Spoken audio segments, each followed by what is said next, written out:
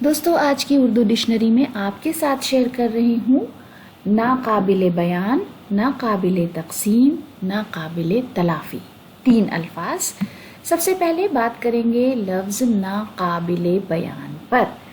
تو یہ 2 الفاظ سے مل کر بنا ہے، ایک تو ہے ناقابل جس کا مطلب ہے جو چیز قابل نہ ہو، جو چیز ایکسیپٹیبل نہ ہو۔ بیان کا مطلب آپ جانتے ہیں ڈسکرپشن، یعنی جو بیان کرنے کے لائق نہ ہو، جس کا بیان ممکن یا مناسب نہ ہو۔ ہندی میں جسے آکتھنیہ یا جو کہا نہ جا سکے، ان اٹریبل، ان ایکسپلیکیبل اور انڈسکرائبل جیسے الفاظ اس کے لیے ہم استعمال کرتے ہیں۔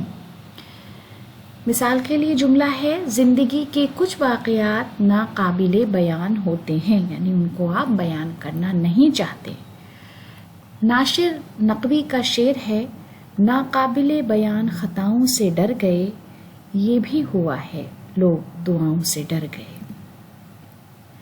اس کے بعد لفظ ناقابل تقسیم، تقسیم کا مطلب ہے بانٹنا، یعنی وہ چیز جو تقسیم نہ ہو سکے، جس کے حصے نہ ہو سکے، نہ بٹنے والا، جو بانٹا نہ جا سکے، جس کا بٹوارا نہ ہو، اوبھاجیہ یا اوبھاجت، انڈیوائڈیبل، انٹیگریٹڈ اور انٹیگرینٹ جیسے الفاظ ہم اس کے لیے استعمال کرتے ہیں۔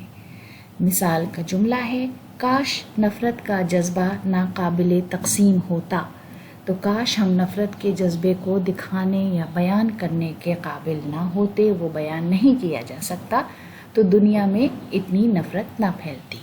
انور شعور کا شعر ہے تم حسن مجسم ہو بلا شرکت غیر، ناقابل تقسیم خزانہ ہے تمہارا۔ اس کے بعد ناقابل تلافی، جس کی تلافی ناممکن ہو، جس کا تدارک یا بدلنا ہو، جس کی بھرپائی اسمبھو ہو، یعنی کوئی ایسی بات، کوئی ایسی خطا، کوئی ایسا کام جس میں بہت بڑا نقصان ہوا ہے اور جس کی بھرپائی ہم نہیں کر سکتے۔ irreparable اور irreplaceable جیسے الفاظ ہم اس کے لیے استعمال کرتے ہیں۔ کچھ خطائیں ناقابل تلافی ہوتی ہیں، یعنی کچھ ایسی خطائیں ہو جاتی ہیں انسان سے جس کی کوئی تلافی نہیں ہوتی، آپ چاہ کر بھی اس کو ٹھیک نہیں کر سکتے۔ رضوان کا شعر ہے اب اس سے ترک تعلق کے بعد کیا ملنا، یہ جرم وہ ہے جو ناقابل تلافی ہے۔